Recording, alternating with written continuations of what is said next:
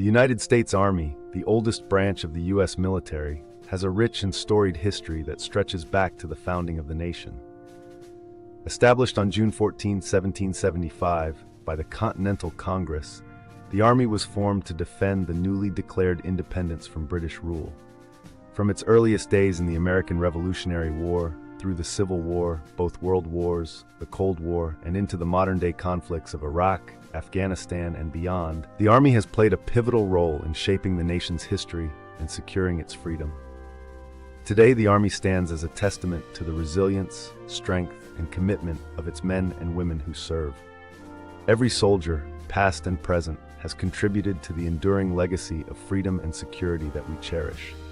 Their sacrifices, often made in the face of danger, hardship, and adversity, are the foundation upon which our nation continues to stand strong.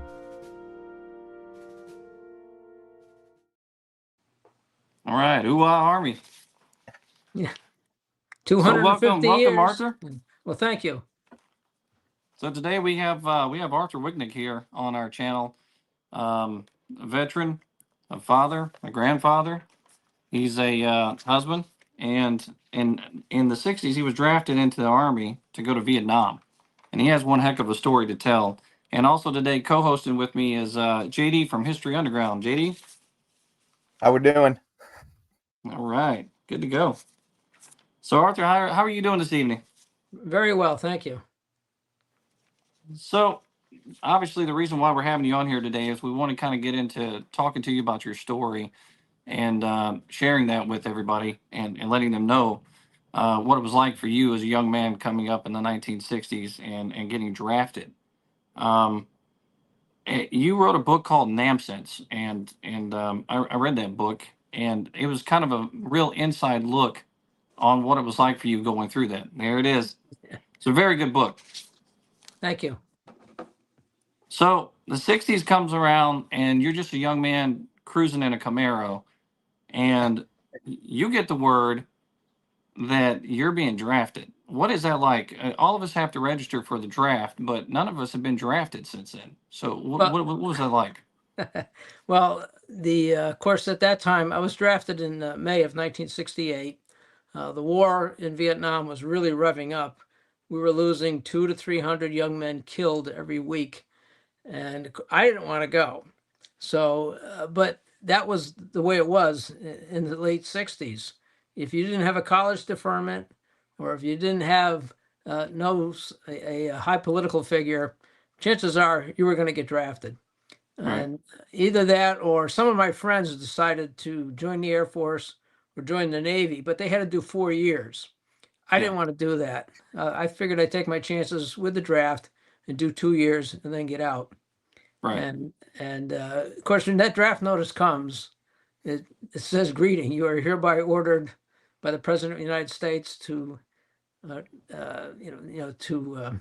enter military service." So I was working. I just got a great job at an aircraft company. I was actually making more money than my father, and I had my brand new 1968 Camaro. I had a girlfriend that I was crazy about, and that was all going to change in a heartbeat, and it did.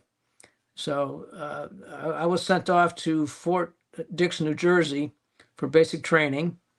And while you're there, one of the first things that you do is fill out something that we called a dream sheet. And I don't know the actual document, but that was a document that the Army wanted to know what kind of skills do you have. So maybe we can better utilize you once you're, through his training. And I was always a wise guy, so I put down I wanted to be a chaplain's assistant. Okay. And I figured that was a good, safe job. And so I go before an interviewer, and he's looking at my paper, and he says, "Oh, chaplain's assistant. Do you have any seminary training?" I said, "No." He said, "Well, are you going to take any seminary training after the Army?" I said, "No." So he says, well, guess what? You're not going to be a chaplain's assistant. So my second choice that I put down, just to be funny, was pastry chef. Oh. So he looks at that, and he's very serious. He says, "Oh, pastry chef. Okay. Do you have any culinary training?" I said, "No." And then he's looking at me funny. He says, "Are you going to take any culinary training after the Army?" I says, "No." So he says, well, you're going into the infantry. so that was that, because I had no training. Before I got the job at the aircraft company, I was working on a chicken farm, so Oh, wow. I had no skills. You know, Yeah. other than I liked hunting, so I was a good shot. But they probably figured, this guy, he might make a good sniper or might make a good infantryman, and that's where I Yeah. ended up. Yeah.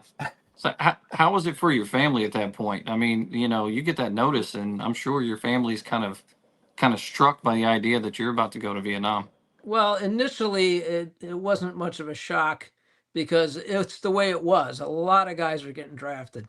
Yeah. And going through basic training was one thing at Fort Dix, because basic back then was 9 weeks. And then from there I went to Fort Polk, Louisiana for advanced infantry training. And that's where we did a lot of tests, and we did a lot of things related to the infantry, calling in artillery, map reading, and things like that. Right. And the Army, in their infinite wisdom, decided that this guy would make a great small unit leader. And as a me, a leader, so they wanted to send me to non-commissioned officer candidate school. Yeah. And that was at Fort Benning, Georgia. So all this time I'm in the States, my parents, they're not too worried. So I go to Fort Benning. I take the non-commissioned officer candidate training course. And when you come out of there, you come out as a sergeant E5. Yeah. And from there, we did on-the-job training. I went to Fort Gordon, Georgia, to be part of the cadre at a advanced infantry training facility. And then from there, I would be going to Vietnam. So I spent almost a year stateside before having to go to Vietnam. Right. But going to Vietnam, that bothered my parents a lot. Yeah, I'm sure it did. Arthur, were pretty worried what are about you. some? Oh, sorry.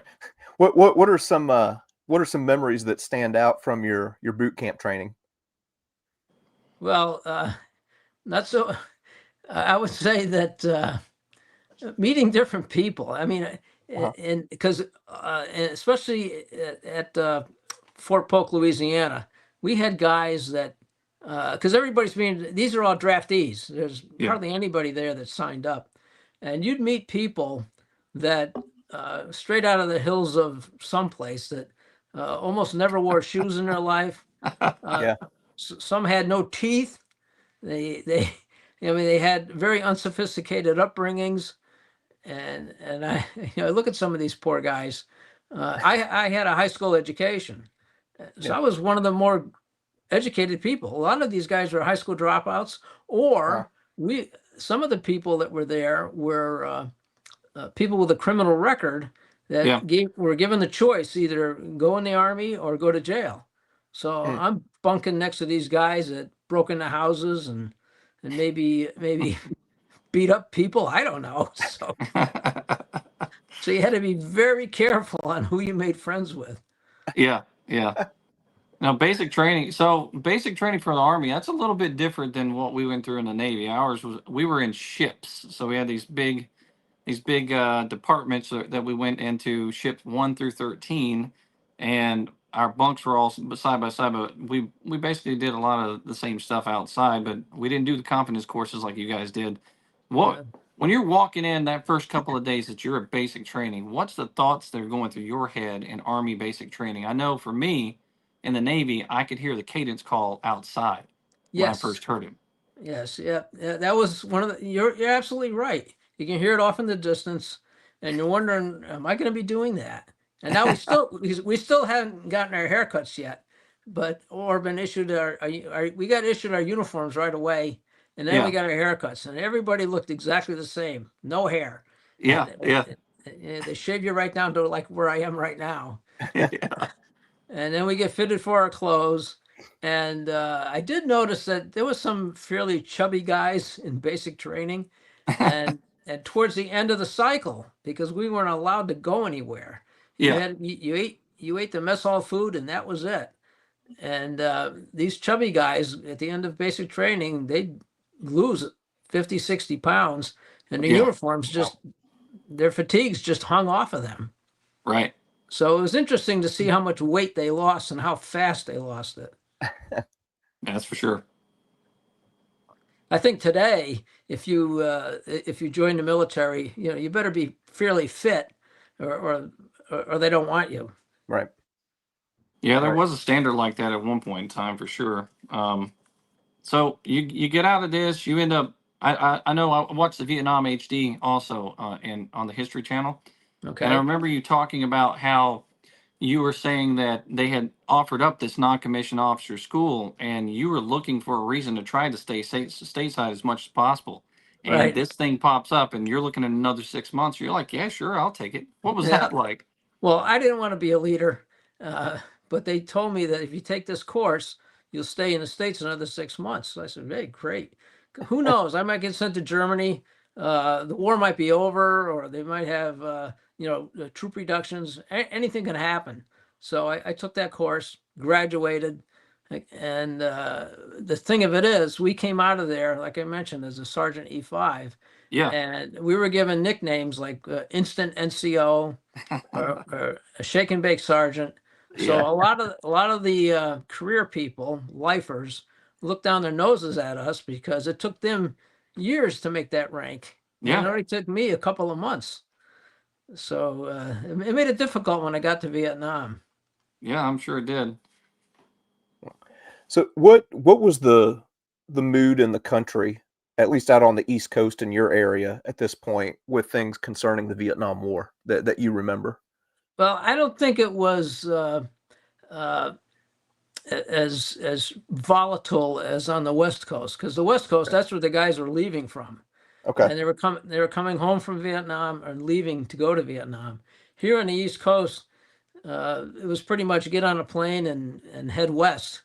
And so there was very little for demonstrations. There was demonstrations in Washington, D.C. Mhm. and in New York City, but in my area in Connecticut, there was really nothing going on. But we were all, everyone was aware of it. Yeah. And everybody knew somebody who had been drafted and who was in Vietnam. Yeah. Well, so I remember reading you were talking about your experience traveling, trying to get to Vietnam, and you had mentioned flying in a C-130 Hercules. So I worked on a C-130 Hercules at one point in time in my life. Your description of the interior of a C-130 is spot on for anybody that's ever been inside of one. So for the other people here that maybe they haven't been inside one or they haven't read the book yet, what was that like for you? Well, there's no insulation in that aircraft, and it's like riding in a garbage truck that had four engines out there that just made all kinds of noise. And if you wanted to communicate with anybody, you got to poke them or yell at them or do something.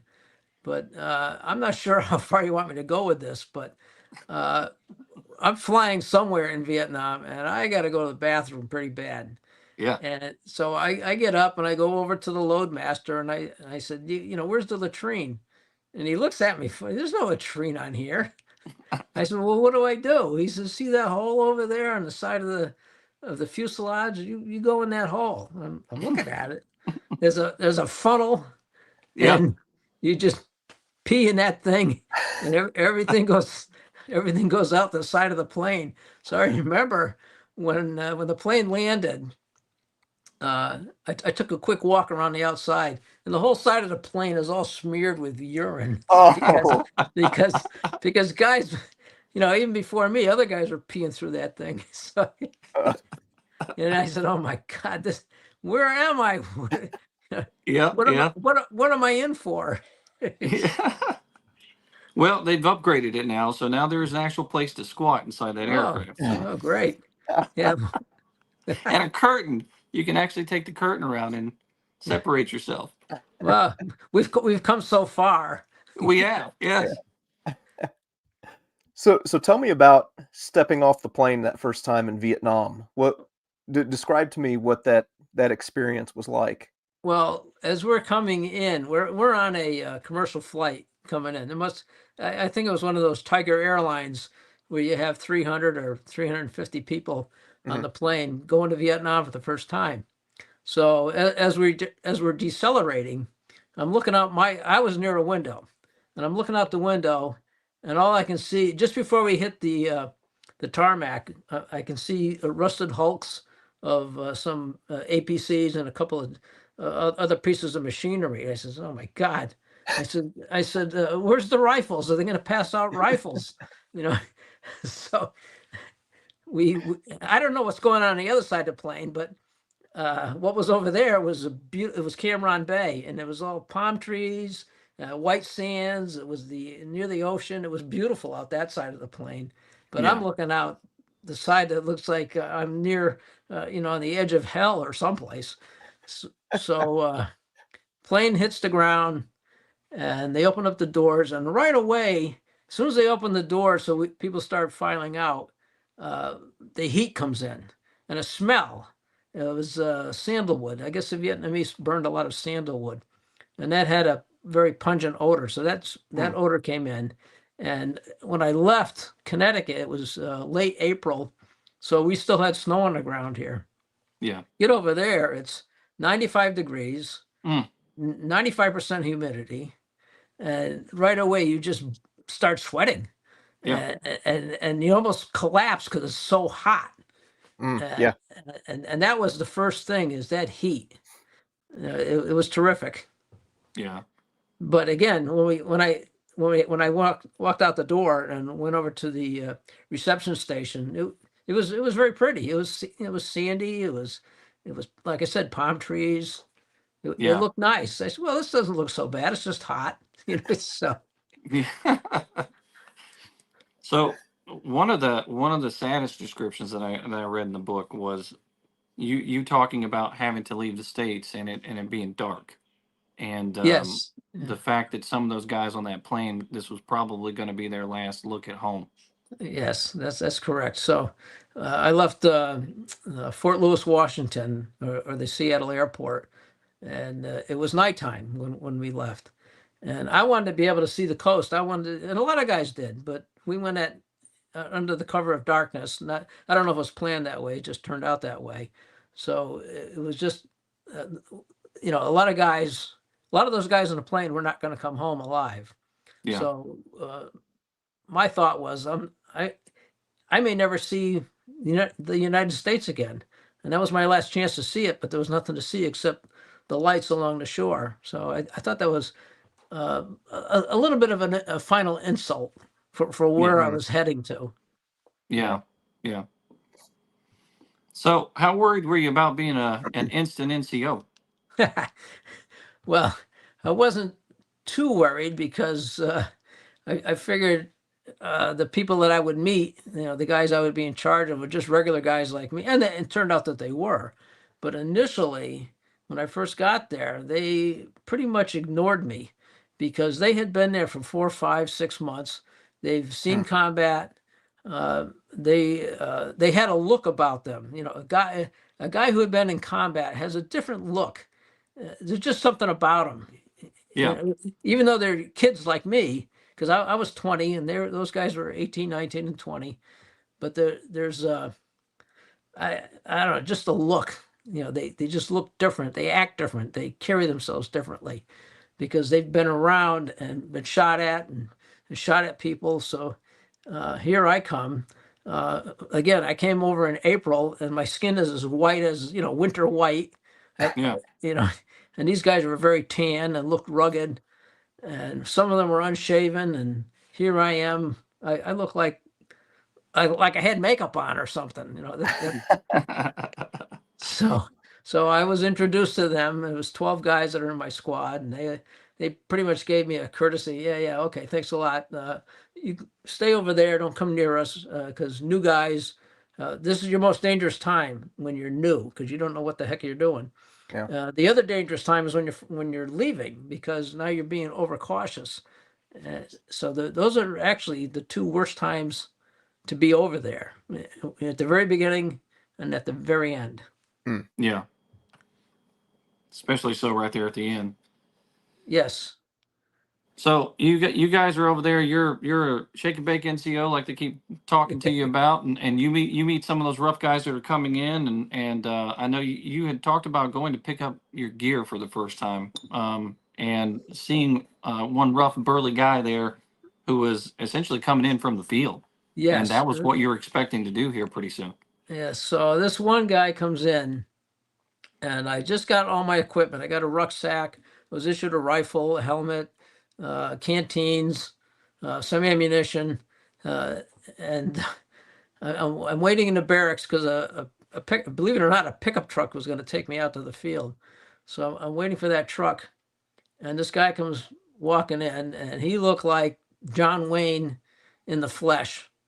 And he took one look at me, saw my stripes, and he kind of nodded like shake and bake, huh? And he lugers up a hawker and spits it on the floor in front of me. And I said, oh my God, what am I in for? What's going to happen to me? Now, I had a little bit of confidence before that. After that, I had like no confidence. I said, crap, these guys, doesn't know anything about me, doesn't know my views or how I'm going to handle myself, but he just figured I was an idiot and, a cherry idiot and going to get myself killed and my men killed. That was probably what was going through his mind. Yeah. Yeah, I can understand. So Arthur, what were some things that, I mean, I can imagine, just hearing your story and everything, that there's a little bit of trepidation and maybe a little bit of lack of confidence, that here you're supposed to be leading these men, but at the same time, you don't have the experience that they do. What were some things that you did to kind of form a bond with these men and establish yourself as a leader without being overbearing to men who obviously had more experience than you? Well, the very first thing I did, I took each guy aside singly, and I told them, I gave them a little bit of my background. I asked about their background, where they came from, what kind of education they had, and I told every guy, I'm not here to win any medals. I don't want any medals. My plan is to keep everybody alive, keep everybody safe, so we can all go home in one piece. And they kind of like, oh, okay. And that seemed to warm them over a little bit initially. Okay. And so for that first month, I almost immediately got myself in trouble with our platoon leader. He's the first lieutenant. And he was called a Mustang. He used to be an NCO who went to OCS and became an officer. He had no use for me at all. He didn't even want me there, and he made sure I knew that. So, I said, oh my God, this lieutenant hates me right off the bat. And I said, well, I'll fix him. So what I noticed is when we would have our meal breaks, which was typically C rations, the guys were not crushing their cans. And I knew from my training that you got to crush your cans, because the Viet Cong would take that can, and stick a grenade in it and run a tripwire across the trail. So I told the lieutenant that, we got to start crushing our cans. He says, "You telling me what to do?" I said, "No, I'm suggesting. I'm making a suggestion." And but the guy started crushing the cans, but I don't think he liked the idea that that's just a little thing that I spotted. I also told him, you might want to. We kept going back to the same bamboo thickets, and we spend our daytimes there, and then we go out on little ambush. Look for areas to go ambush. And every time we go to this bamboo thicket, now we have 30 guys, about 35 guys in a platoon, and the bamboo thicket was maybe 100 feet in diameter. But as time went by, that diameter kept shrinking, because these guys would go out and defecate and not bury it. And you're supposed to dig a cat hole, bury your waste, but they weren't doing that. So the place stunk to high heavens. Oh. And then every once in a while, somebody would step in it. Oh. And of course I did too. And it's, if you step in and dog poo, that's bad enough, but when you step in human poo, it's like, yeah. Yeah, that's next level Yeah. nasty. Yeah. So I mentioned that to him. We got to start digging these little cat holes. And I get the same thing. You telling me what to do? I said, oh, no, I'm just making a suggestion. Right. So he didn't like my suggestion. Oh, the other thing too, we would go out on these little patrols in the middle of the day, and that's the hottest time of the day. Around noontime, 2 o'clock. That's when the temperature would probably hit 95, 100 degrees.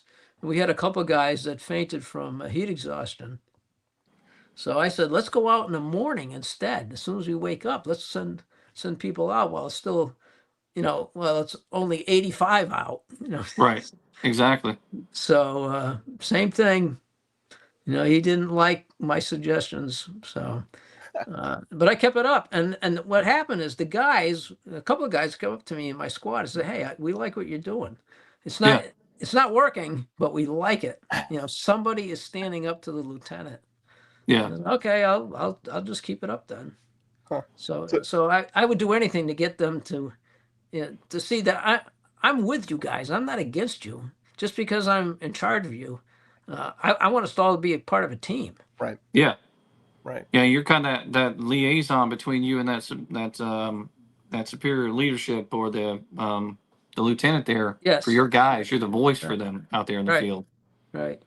So now you talked a lot about the tedium of everyday, just not really making any sense of what's going on. Your units are just going out there and they're sitting in place for long periods of time. Then they're going forward. There's at one point in time you talked about a firefight with which ended up revealing that there was a person that shows up to your camp all the time that happens to be part of the other side of the team, if you will. What is that like for you and the other soldiers there when you're all together and you're trying to make some sense of what's happening, but you're only on your level. You're only able to see what's happening around you. Well, you probably heard a lot of stories of guys who saw action like almost every other day. For whatever reason, the area we were in initially had very little action. Yeah. We would come across a few booby traps, and we'd throw a hook on it with a long rope and pull it and let it explode. And so we kept ourselves safe that way. So and the guys, when you're in that situation, these guys would pay super close attention to their surroundings. They became very in tune with the environment, which I thought was amazing. They could spot those tripwires with very little difficulty. So we'd go out every afternoon and try to look for a Viet Cong. Never saw anybody. We'd go down these little trails that they had that headed out. We were close to a village also, and so we'd follow these trails and ambush the trail. Never really saw anybody. And then one night, and again, this is right in the beginning of my tour. I was only there for a couple of weeks. We had this. We were getting ready to move to set up for the evening, and we would wait until almost dark. So if any enemy soldiers were watching us, they couldn't see where we were going. And we only moved out maybe 100 feet, and our point man stopped us, and with hand signals. And up on the horizon, I can see 4 people walking toward us. So out there at night, it's a free fire zone. Anybody out there walking around after dark or close to dark, you just fire them up. So as they came closer, we opened fire. They all scattered, and of course it was too dark to really see, so we don't know if we got anybody or not. So we had to wait till the next morning. And that was my first time engaging the enemy. And they also put us on. They put us on line for a little bit and had us do like a walking assault. And I thought I saw a bush in front of me move, so I opened fire with that, all 20 rounds of my M16. And everybody stopped. What'd you get? What'd you get? And I said, I think it was a bush. So all I can hear these guys, I hear these chuckles and I hear asshole. So I said, oh my God, I'm trying to my best not to be a jerk, and here I am, a nervous new guy firing up a bush. So the bush died anyhow. So, Yeah. so Yeah. the next morning, we were out there, and one of the guys says, "I think we got," we call the enemy gooks. I says, "I think we got a gook." I said, "Well, what makes you say that?" "Well, I smell him. I can smell it." And I said, "Yeah, whatever." I didn't believe him. And he says, "No, look over there." So a couple guys went over, and sure enough, one of those 4 people we had killed Oh, turned wow. out to be a girl, and so she was laying face down. They rolled her over, and they all looked at her and says, "Do you know who that is?" Well, I never saw her before, so I don't know. He says, "That's the local prostitute." And she would come around every week or so and take care of the guys. And come to find out, she was a Viet Cong, so she was, servicing our guys and counting. Let's see, they got 2 machine guns, they got this, they got that. So she Wow. was a Viet Cong spy. Of course, I never knew it, but so that was interesting. And so one of the guys said, "See if she's got any money on her. I gave her $5 last week." So I said, "Ah." And one of the things that amazed me too is your social values. You really get degraded when you're in that situation. So these guys, although we looked out for each other, but you didn't have much sympathy for the enemy, and you didn't conduct yourself like a gentleman at all. Yeah. Yeah. You're passing gas in front of each other. You're going to the bathroom in front of people. You're the F-bomb was like saying the. It was a tough situation. Yeah. So you also talked to me not too long ago. You talked to me about how you had ended up in this situation at Hamburger Hill, and this was what really solidified yourself with the Yes, guys and everything right. that took place there. Walk us through what happened at Hamburger Hill. All right. Now, Hamburger Hill the final assault took place on May 20th, 1969. And I didn't know it, we didn't know it, but this battle had been going on for 10 days.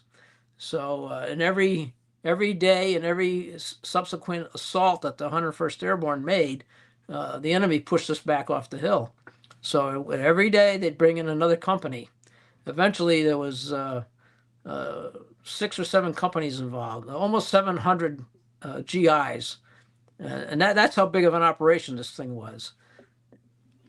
So we get called in, and we're going to take place in the final assault on the 20th. And we were told not to bring any food, leave all your gear behind, just take your ammunition and a canteen of water. We also want you to fix bayonets in case you get engaged with hand-to-hand combat. And also, we are not taking any prisoners. If an enemy soldier decides to surrender, just shoot him. So I'm thinking, oh my God, what kind of commands are these? Just shoot the guy.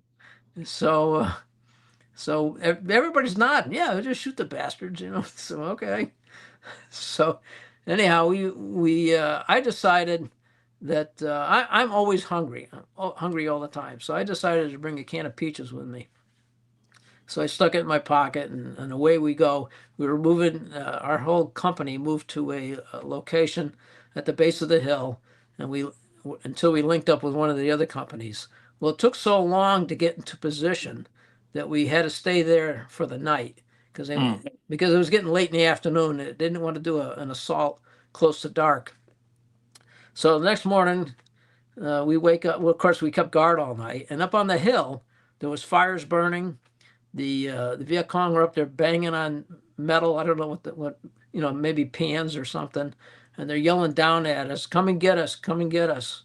So they knew where we were, and we knew where they were, and that was a very restless night listening to them up there yelling at us. So in the morning, we get ready to go. And while we're waiting, I'm feeling a little hungry, so I break out my can of peaches and I start eating it. And the guys are all looking at me, and I'm thinking, well, what'd you bring? We didn't bring anything. You got the peaches. You gonna run them? You gonna share them? So I'm looking in the can. And I said, oh crap, there's like 4 slices left. And I said, here, take them. And they look in the can. They go, no, you finish them. You brought them. You finish them. Mm. Oh, geez, here I am, the leader, and another bad example of my leadership skills by not sharing, or because what I should have done is opened up the can and passed it around, and everybody get a slice. At least they got something. Yeah. So So now you're like the guy in Full Metal Jacket that's eating the jelly donut in front of yes. everyone. Yes, that's right. So I'm thinking, what the hell's going to happen to me when I get out there? Are they going to protect me, or are they going to just let me get shot, or what? Yeah. So there was a 1-hour artillery barrage, and there was barrages every day, but this was a very intense artillery barrage. And then when that stopped, we were given the order, move out, assault the hill. And what we did is we put down suppressive fire. That means everybody's firing at that hill at the same time. Keep the enemy's heads down so we can get as close as possible. Well, if we were being shot at, I didn't know it because there was so much noise, but with 700 guys all around you firing at once. And I didn't fire at all because I had just, this is dopey me. I just cleaned my weapon and I didn't want to get it dirty. And Yeah. plus I didn't want to use up my ammunition. I had all of these bandolier. I had about 400 rounds of M16 ammo wrapped around me in these cloth bandoliers. So we take off.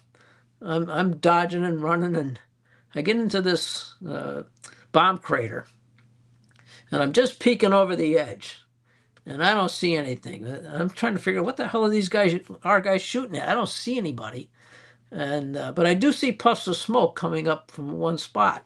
So I said, well, let me just fire up there. So I'm only up a little ways. I pop up, I fire off a full magazine, get back down, put another magazine in, get up, fire again. And so I did that a third time. And the third time I popped up, something blinded me. And it stung. So I reached up to protect my eyes, or to feel my eyes, and then I got hit in the chest and knocked backwards. So I'm laying there. I know what happened. I said, I'm shot in the face. This is what I'm thinking. I'm shot in the face. I'm shot in the chest. I guess this is where I'm going to die. I just got here, So I'm laying there waiting for death. I'm thinking I should hear my mother's voice, or I should smell bread, or something, or the battle sound should start fading away. But that wasn't happening. And within a few moments, I can kind of see a little bit. So whatever's in my eyes, I got it out, and I looked down, and I'm on fire. Jesus! So I started beating out those flames. And afterwards, we figured out what happened is every time I popped up, there was an enemy soldier up there, excuse me, who was probably timing me every time I came up. And then he took a shot at me. He hit right in front of my face and blasted dirt in my eyes. And the second round was a tracer, and it didn't have enough power to get through all my magazines, but it sat there burning. Of course, I couldn't see because my eyes were full of dirt. So that thing started the cloth bandoliers on fire. So if I didn't get that fire out, I would have exploded. Yeah. So I got that out. I'm looking around, and I'm thinking, what's wrong with those guys? Shoot at them. Don't shoot at me. but it sounds funny now, but those are the thoughts that going through my head at the time. So I look at the side of the hill, and I can see there's a little area that had some vegetation and a couple of boulders and logs over there. So I thought that would be a way to get up. Now you got to remember too, this whole battlefield, because this battle had been going on for 10 days, it looked like a World War I battlefield. There was no vegetation. There was very little to hide behind. There was, trees were knocked down, boulders came out of the ground. It's mostly all dirt and just rough terrain.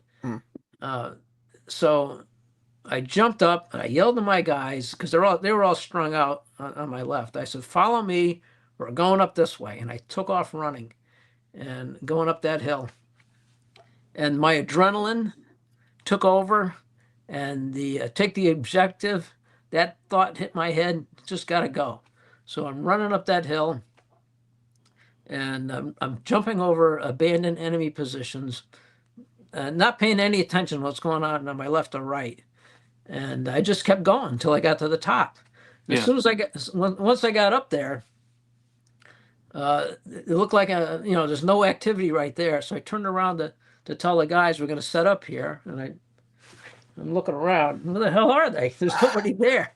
They Yeah. just let me go. Oh my gosh. So I'm up on top of the hill now by myself. Wow.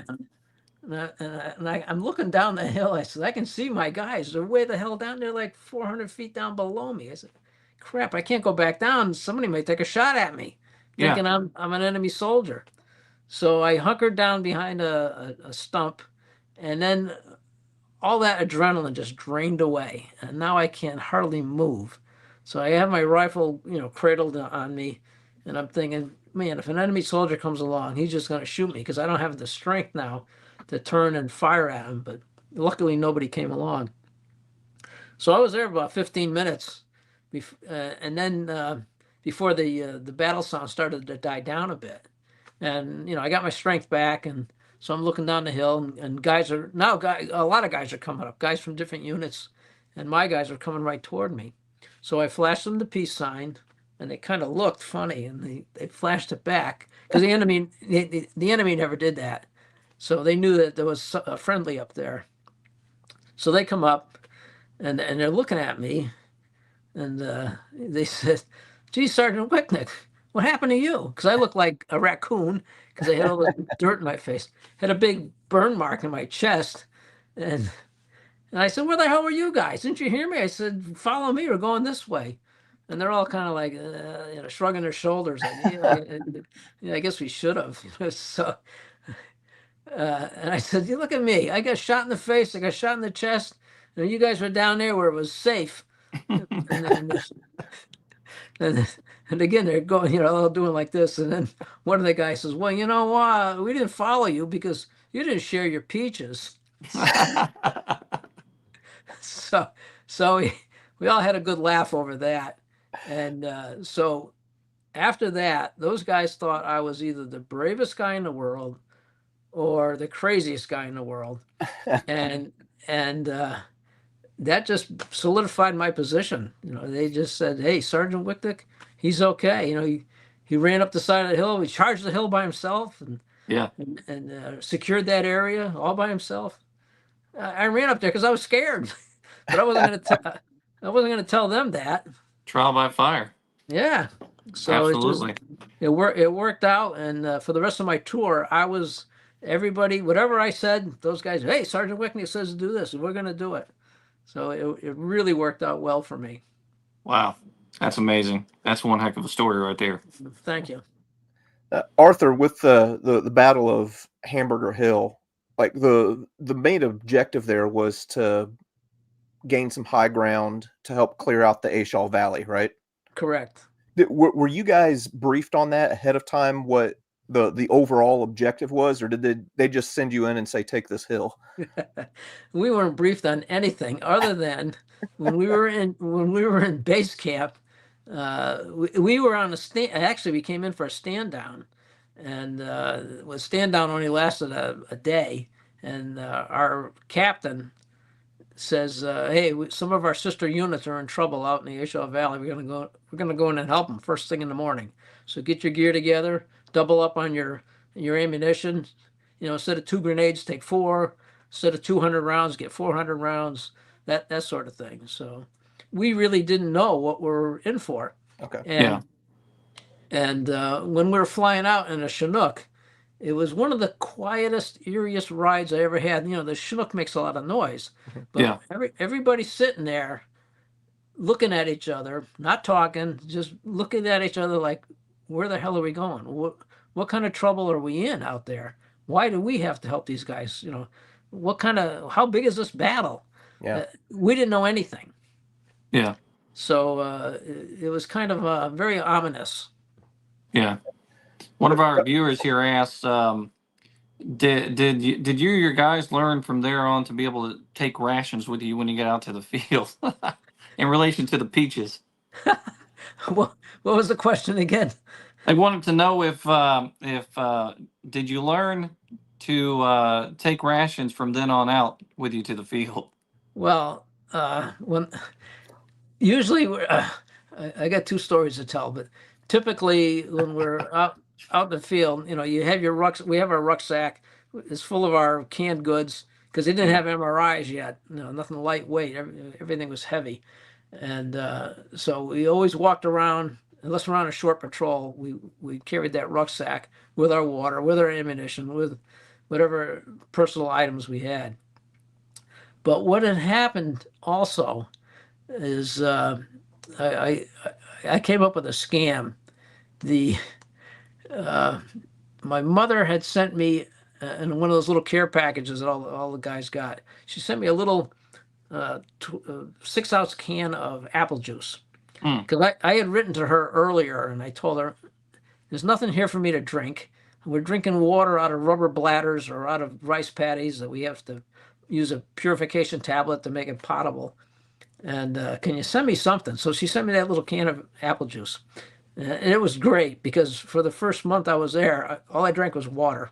Yeah. So I'm looking at that can and there's an address on it. Some company up in New Hampshire made this apple juice.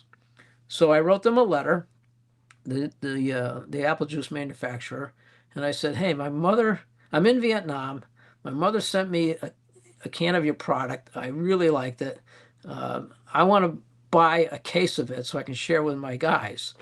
And because I wanted to make up for the peach thing. Yeah. And so I sent the letter off. I didn't know what was going to happen, but a week and a half later, a whole case of these little cans of apple juice shows up. And in there's a letter that said, send no money. This is our way of showing appreciation for what you guys are doing over there. Wow. So have a free case of apple juice. So that was great. So I passed out the apple juice to all the guys. And I'm thinking, man, that was pretty easy. I said, oh, I wonder what else I can get. So we were on a fire base at the time. Yeah. And we had a little dump off to the side. And when these guys get their care packages from home, they just throw all their wrappers and cans away. So when nobody was looking, I'd go over there and I start writing down names of companies and their addresses. And every week or two, I send out a letter. Oh, here I am in Vietnam. Yeah, my mother sent me some of your product. Yeah. What's it gonna cost me to get a case of it? Or so. My mother never sent me any of that stuff. So I send that letter off, and sure as can be, about 2 weeks later, I get another case of something. So I said, man, this is perfect. So I get this stuff and I pass it out to the guys. And that also made them protect me even more because, hey, Sergeant Wiknik keeps getting all this good stuff, because we're stuck eating C rations. I mean, I got peanuts. I got a box of cigars. I got, anything imaginable that had an address on it. I'd mail it out. Yeah.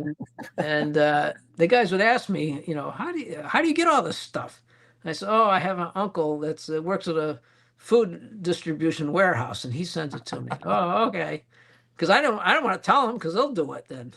Yeah. And it actually, towards the end of my tour, it got so complicated. I couldn't remember who I sent letters to, so I had to make up a chart to make sure I didn't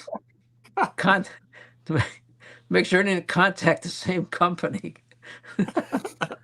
Oh, that's really, fantastic. I mean, that's smart on multiple levels. One, just from a leadership perspective, taking care of your guys. Yeah. But then at the same time, they're going to take care of you. I mean, we got to protect Sergeant Wiknik at all costs. He's the goose that lays the golden egg over here.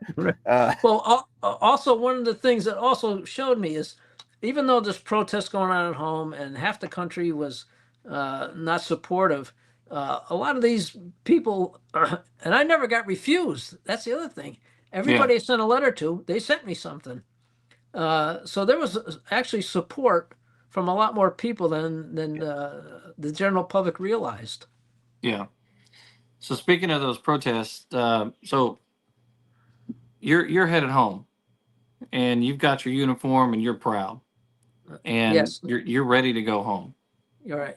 And you mentioned something because I watched on that HD channel or History Channel.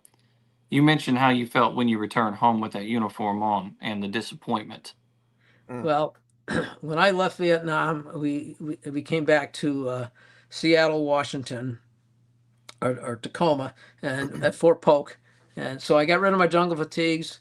I was given a uniform. I had all my, my ribbons and a CIB. That's my proudest award is a CIB, Combat Infantry Badge. So I'm in full uniform, and I leave there, get on a plane, and what I thought was the neatest thing, I'm on a plane that had to go to Chicago, O'Hare Airport. And back then, there wasn't a lot of people on some of these planes. And the stewardess says to me, you heading home? I said, yeah. She says, were you in Vietnam? I said, yes. How would you like to sit in first class? I said, yeah, are you kidding? Yeah, so they put me up in first class. And then from O'Hare to Bradley Airport here in Connecticut, I asked the stewardess, "Can I sit in first class?" And she says, "Well, if it's not full, you can sit there." I said, "Okay." So I got to ride first class, only time in my life, on 2 trips. So that was pretty neat. I like that. Yeah, yeah. So now, and I'm feeling pretty good now. And I get to Bradley Airport, get out of the plane. I'm in Connecticut. I'm home. And I called my cousin to come and pick me up because I wanted to surprise my parents by just walking through the door. And I'm walking through the terminal, really feeling great. I feel like $1,000,000. And I see people looking at me. They look as soon as I made eye contact, they'd look away. That was a little odd. I don't know what that was. So I'm still trucking along. I see people elbow each other. Hey, look at that soldier. And I'm looking around. I said, wait a minute. I'm the only guy in uniform here. There's nobody else. There's a single soul in uniform. And I said, crap. So, and it happened all the way through until I got to the area where my cousin was going to pick me up. And people just kept, if I made eye contact, they'd look away. So I sat down in one of the chairs, and there's other people filtered into that area. No one would sit next to me. They left the chair on my left vacant, the chair on my right vacant. People sat on the floor or stood against the wall other than sit next to me. Wow. And then I knew I had to get home. I had to get out of that uniform. Yeah. Something that I was so proud of had become something to them that I should be ashamed of. So it was so disappointing. The good thing is no one spit at me, no one said anything, no one yelled out or did anything like that. But it didn't matter. That was just as bad. They wouldn't even sit next to me. So, all that happiness that I had of being home and that proud feeling of serving in a war and surviving. And none of my guys ever got killed. I had one guy wounded, but no one ever was killed. So I did my job, and this is how I'm being treated. Yeah. I got to get home. Yeah. I got to get out of here. So Arthur, my grandpa was in the Korean War. He was a combat engineer in the 40th Division.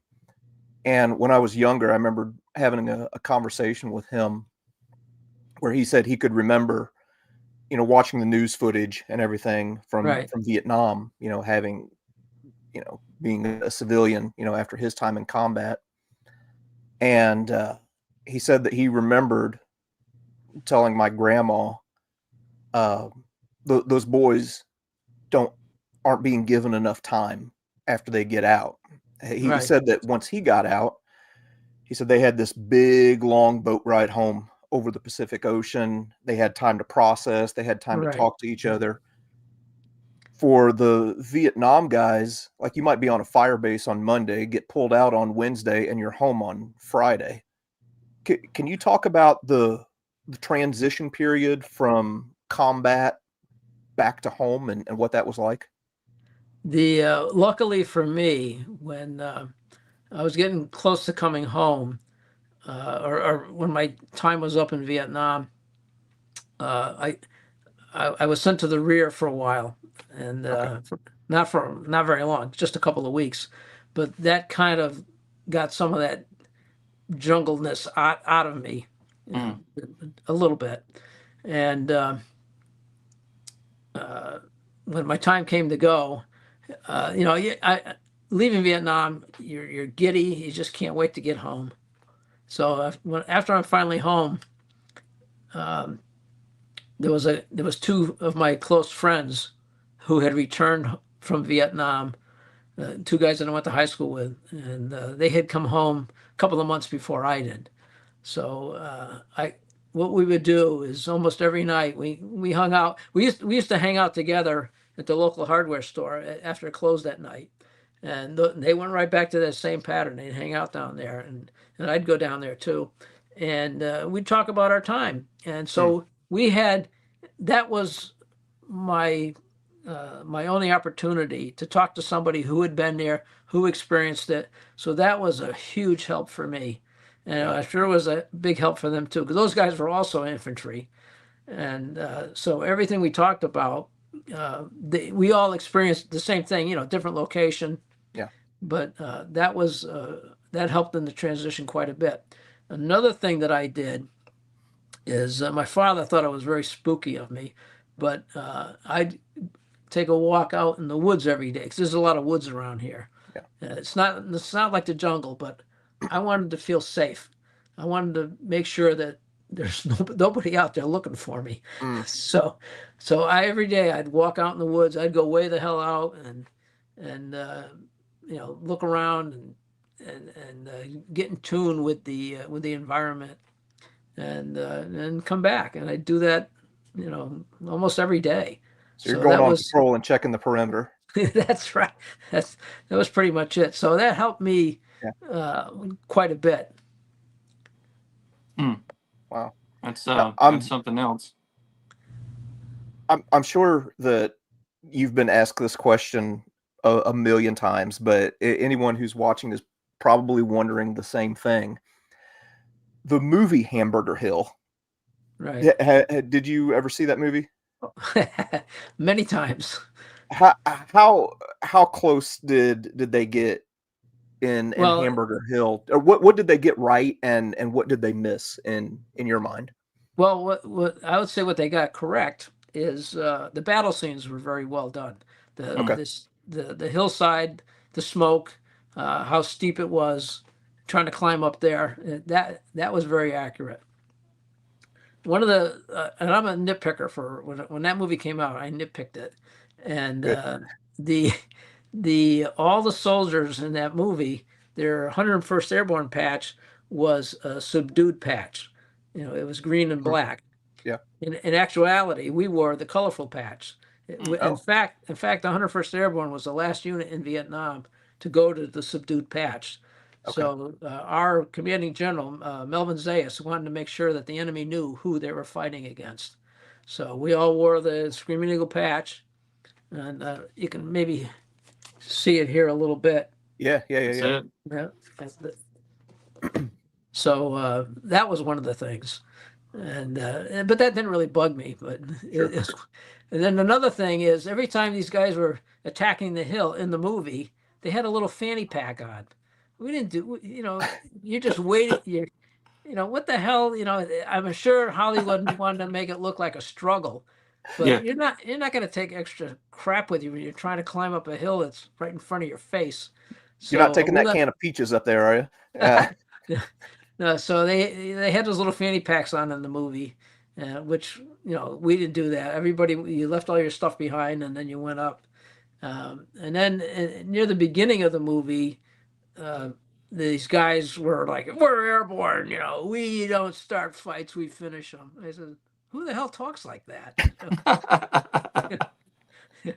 So, but the scenery, I think that it was filmed in the Philippines, so they did a good job with the scenery and some of the absurdities of like there was a in the movie there was some general had a house trailer that they were bringing somewhere, and guys were shooting at it. And so, that I never saw that, but that reminded me of some of the absurdities of Yeah. of how the senior officers had it, had a fairly easy Yeah. tour, where the rest of us were out here sleeping in the rain and the mud, the snakes. There's snakes around, there's bugs, and every creepy crawly thing you could think of. Yeah, more things over Leeches. there to kill you than you knew. Oh my God, leeches! You step in a brook across a stream or something. You come out, you got to check yourself for leeches. Oh, Yeah. And we had a guy one night. He woke up one morning and screaming. So we were looking around. What the heck's going on? And he had a leech that attached itself to his lower lip, Oh, and he was pulling on it. So his lip was he's pulling. oh man. And the only way to get that thing off is you had to burn it with a cigarette. So, dadgum. Wow. so that's why you check your underarms, you check your crotch, you check everything. Yeah, I don't want any leeches on me. Oh, Yeah. dang. Yeah, for sure. Well, Arthur, it looks like we're running up on time here. What? I have a million stories. I know you do. I know you do. We could probably sit here for 2 or 3 hours. But I really appreciate you and everything that you've done, and Well, thank you. the veterans from the Vietnam War era. Your service has definitely been invaluable, and you coming on here to tell your story and to talk to us about it. I can't thank you enough for doing that. Well, I will say that as much as I hated the idea of being drafted, I hated the idea of being sent to Vietnam. It was one of the most significant things I did in my young life. And I didn't, maybe I mentioned it earlier, but I didn't do anything to bring shame to my family or shame to my unit. But there are a few things I wouldn't want my mother to know that I did, but but I'm very, very proud of my service. Yes, sir. And I think anybody who serves should be proud of their service. Absolutely, 100%. Well, JD, you got any parting words before we go? No, hey, I appreciate you carving out some time to come on here and chat with us, and appreciate your service and what you're doing to help us learn and sharing the history. Well, thank you. Make sure you eat peaches. They're good for you. Oh man, fantastic. Well, Art, thanks a lot for coming on here. You're more than welcome. I hope you have a good evening, and maybe we'll get to talk to you some more in the future. Absolutely. If you guys are out there and you haven't read the book yet, NamSense, you got to pick it up. You got to read it. It's also on Audible. If you don't like to read, you can listen to it. So it's a great book.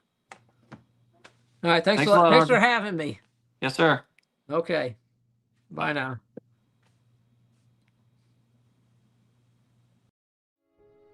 I couldn't think of a better place to end this video than right here in the middle of the woods, the Battle of the Wilderness, at the hotly contested Brocken Plank Road, Orange Plank Road. Not too far in that direction, Longstreet's wounded. Right here where I'm at right now is a place where men like Wadsworth and Hayes end up losing their lives. Families lose loved ones. Soldiers burn to death in these fields around me here. If you'll let these fields do it, they'll touch your soul.